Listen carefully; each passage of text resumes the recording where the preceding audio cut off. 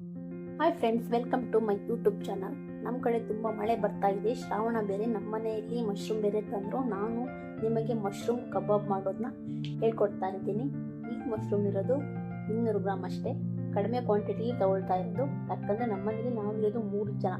ಆ ಕಾರಣದಿಂದಾಗಿ ನಮಗೆ ಸಾಕು. ಒಂದು ಬೌಲ್ ತೊಗೊಂಡು ಅದಕ್ಕೆ ಮೈದಾ 2 ಸ್ಪೂನ್ ಕಾರ್ನ್ಫ್ಲವರ್, ಆನಂತರ ಮಶ್ರೂಮ್ ಕಬಾಬ್ ಪೌಡ್ರ್ ಸಿಗುತ್ತೆ ಅದು, ಆನಂತರ ಶುಂಠಿ ಬೆಳ್ಳುಳ್ಳಿ ಪೇಸ್ಟ್, ನಂತರ ಅಚ್ಕಾರದ ಪುಡಿ, ರುಚಿಗೆ ತಕ್ಕಷ್ಟು ಉಪ್ಪು ಹಾಕಿ ಕ್ಲೀನಾಗಿ ಕಲಿಸ್ಕೊಳ್ತಾ ಇದ್ದೀನಿ. ಆನಂತರ ಮಶ್ರೂಮ್ನ 1 ಅವರ್ ಮುಂಚೆ ತೊಳೆದು ವಾಶ್ ಮಾಡಿಟ್ಟಿದ್ದೆ, ಅದನ್ನು ಹಾಕ್ಕೊಳ್ತಾ ಇದ್ದೀನಿ. ನಿಮಗೆ ಬೇಕಾದರೆ ನೀವು ಎಗ್ ಸಮೇತನೂ ಹಾಕ್ಕೋಬೋದು.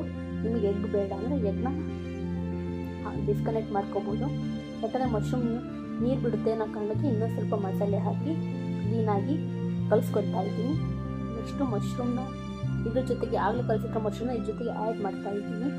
ನಂತರ ನಾವೇನು ಮಾಡ್ತೀವಿ ಅಂದರೆ, ಇವಾಗ ಎಣ್ಣೆ ಕಾಯಿಸ್ತೀನಿ ಆಲ್ರೆಡಿ ನಾನು ಗ್ಯಾಸ್ ಹಚ್ಚಿ. ಅದಕ್ಕೆ ಇನ್ನೊಂದ್ಸತಿ ಉಪ್ಪು ಹುಳಿ ಖಾರ ಹಿಡಿತಾ ಇದೆ ಅನ್ನೋ ಕಾರಣಕ್ಕೆ ಇದು ಮಾಡ್ತಾ ಇದ್ದೀನಿ, ಕಲಿಸ್ತಾ ಇದ್ದೀನಿ ಕ್ಲೀನಾಗಿ.